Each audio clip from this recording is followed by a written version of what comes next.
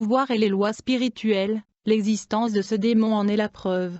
Le Saint-Esprit me dit alors, c'est pour cela qu'il faut faire le bien, qu'il faut aimer, pardonner, c'est pour cela qu'il faut bénir, pardonner, le travail de démon dans la vie de l'homme, dans ses visions. J'ai appris, l'organisme humain est une perfection, une merveille de Dieu, il porte la marque bénie de Dieu. C'est pour cela que tout corps est saint en lui-même et qu'il doit être respecté. Ils me montrèrent le corps spirituel de l'homme, je vis, au niveau de notre poitrine, une sorte de canal. Ils m'expliquèrent qu'il était destiné à recevoir la source de l'Esprit, que les enfants de Dieu avaient ce canal rempli de l'Esprit Saint mais, que les hommes du monde s'en trouvaient remplis de la passion à laquelle ils se livraient. Ainsi le démon, qui prenait la direction dans la vie de ces hommes, y déversait sa sève, sa souillure. Il n'y a pas de milieu ou de neutralité. Selon le camp que choisit un homme, ce canal reçoit la pureté ou la souillure. Tout homme est fait pour Dieu mais le malin vient, les détourne et les remplit de son eau, sa souillure et impureté. La Bible dit, celui qui croit en moi,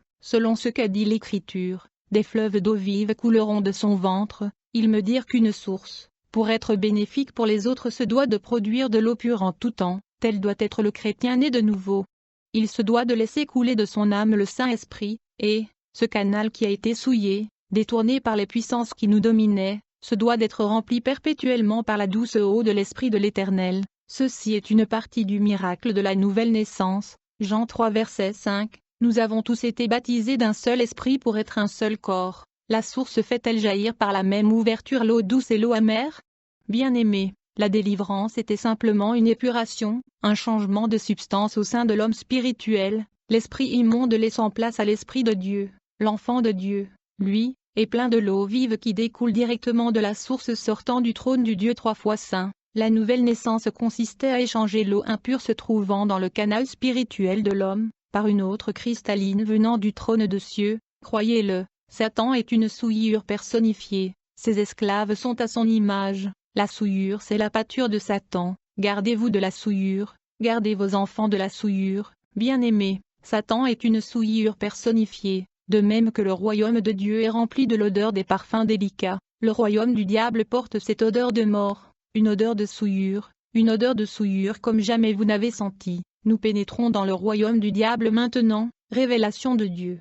Bien-aimés, le seul fait pour vous d'être un véritable chrétien, est une insulte à Satan, et cela vous met dans le vif du combat, vous êtes surveillés, ayez conscience de cela et veillez les uns sur les autres.